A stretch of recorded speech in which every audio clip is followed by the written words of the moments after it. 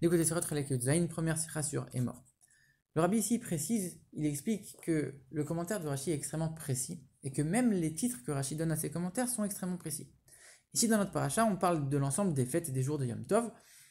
Et après avoir introduit les fêtes, on parle de Shabbat en disant 6 jours tu vas travailler, le 7e jour ce sera Shabbat. Et après on reparle des fêtes. Ici Rashi cite les mots 6 jours et il explique tout. Pourquoi ici on parle de Shabbat alors qu'on est en plein milieu des fêtes, pour t'apprendre que tout celui qui transgresse les fêtes est considéré comme s'il avait transgressé Shabbat. Et tout celui qui accomplit les fêtes comme s'il avait accompli Shabbat. Alors la question qui se pose pour nous, c'est pourquoi Rashi, le titre de son commentaire ici, c'est 6 jours. Il est en train de parler du Shabbat. Pourquoi il est en train de citer le passage qui parle des 6 jours qui sont avant le Shabbat? Et même si on voit dans d'autres commentaires de Rashi que des fois il cite le début d'un verset pour faire allusion à tout le verset, mais en vérité à ces endroits il le fait que quand le début du verset, c'est le même sujet. Ici il est en train de citer le début du verset pour faire allusion à tout le verset, mais le début parle des 6 jours et la fin parle de Shabbat. Les deux parties du verset n'ont rien à voir. Comment tu peux faire allusion à tout le verset avec le début alors que le début n'a rien à voir?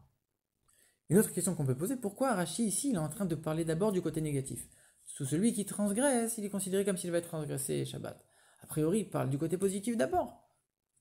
Dans le verset, on parle d'accomplir les fêtes, on ne parle pas de les transgresser. Pourquoi toi tu viens, tu parles d'abord de transgresser les fêtes? Alors en vérité, il faut savoir que la majorité des commentateurs ne sont pas choqués par le fait qu'on mentionne Shabbat parmi les fêtes. Parce que c'est vrai que Shabbat, on peut aussi, quelque part, l'appeler un peu une fête. Maintenant, il y a d'autres commentateurs qui ne sont pas d'accord et que Shabbat ne peut pas être appelé une fête. Mais malgré ça, même selon ces commentateurs-là, on comprend que quand on parle des fêtes, on peut aussi au passage évoquer Shabbat, on peut le comprendre facilement. D'ailleurs, on est en train de, par ça, on montre une différence entre les fêtes et Shabbat, que les fêtes sont fixées par le tribunal quand on voit la lune, etc. Alors que Shabbat, ça c'est fixé par l'ordre de la création, c'est Dieu qui fixe le Shabbat. Pareil, il y a des travaux qui sont permis, les fêtes qui sont interdits Shabbat. Donc c'est pas si choquant. Par contre, ce qui est choquant ici, c'est que on est en train de parler des 6 jours. Que tu me parles de Shabbat pendant les fêtes, je peux comprendre à la limite. Mais que tu viennes me faire une introduction des 6 jours. Les 6 jours, quand tu es en train de parler des 10 commandements dans Yitro, tu me dis 6 jours, tu vas travailler, Dieu il a créé le monde en 6 jours. Là, on comprend que tu parles des 6 jours. Et pour te rassurer, t'inquiète pas, tu vas travailler 6 jours, le Shabbat, il va te donner, tu vas pouvoir te reposer le Shabbat, etc. Je peux comprendre. Mais ici, tu es en train de me parler des fêtes. Tu me parlais du Shabbat au passage. Qu'est-ce que tu es en train de me parler maintenant des 6 jours qui sont avant le Shabbat? Et c'est ça que Rachid se pose comme question. Et comment il y répond? En disant la gravité de celui qui transgresse les fêtes, c'est la même que celui qui transgresse Shabbat. En quoi ça répond à cette question? En vérité, ici, Rachid, il nous a déjà expliqué dans d'autres endroits de la Torah que le mot Shechet Yamim, Shechet, ça ne veut pas dire 6 jours différents. C'est comme quand on dit en français une dizaine, une douzaine. On est en train de dire que c'est tout un même ensemble. Quand on dit Shechet 6, c'est pas 6 jours différents, c'est comme si on disait une sizaine de jours. Comme si on disait Dieu en vérité il a fixé des périodes. Il y a une période de 6 jours qui n'a rien à voir avec la deuxième période qui est le 7e jour. C'est pas la suite des 6, c'est une autre période différente. Il y a 6 jours profanes dans lesquels on peut travailler. Et il y a d'autres périodes, Shabbat et les fêtes, on ne travaille pas. C'est des périodes de temps. Et c'est pour ça qu'on te dit, tout celui qui transgresse l'un, il est considéré comme ayant transgressé l'autre. A priori, les punitions de celui qui transgresse Shabbat et Yom Tov, c'est pas les mêmes. Mais par contre, le fait d'avoir changé les périodes que Dieu a fixées, là-dessus, sur ce point, c'est la même chose.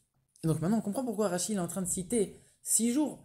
Pourquoi il donne comme titre 6 jours? Parce qu'en vérité, ici, il est en train de faire allusion à tout ce sujet-là, de dire que Dieu il a fixé des périodes de temps. Il y a une période où c'est les 6 jours profanes, une période où c'est Shabbat, une période où c'est Yom Tov. C'est des périodes de temps, tu peux travailler, et tu peux pas travailler. Et celui qui transgresse, alors il est en train de changer les périodes que Dieu a fixées. Et en vérité, le point commun entre Shabbat et Yom Tov dans ce sujet-là, c'est le fait de transgresser, de changer l'ordre. Et c'est pour ça qu'ici, il mentionne d'abord la transgression.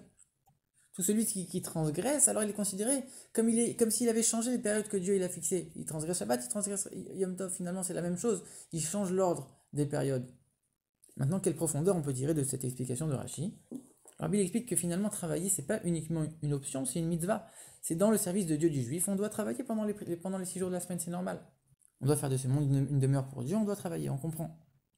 Mais en vérité, profondément, ça c'est uniquement lié à la matérialité, au corps, etc. Et donc comme on doit respecter les règles de la nature, alors on va travailler même selon la Torah. Mais profondément, selon l'âme du juif, elle a strictement rien à voir avec le corps, rien à voir avec le matériel, rien à voir avec le monde, avec l'obscurité, le voile matériel, etc.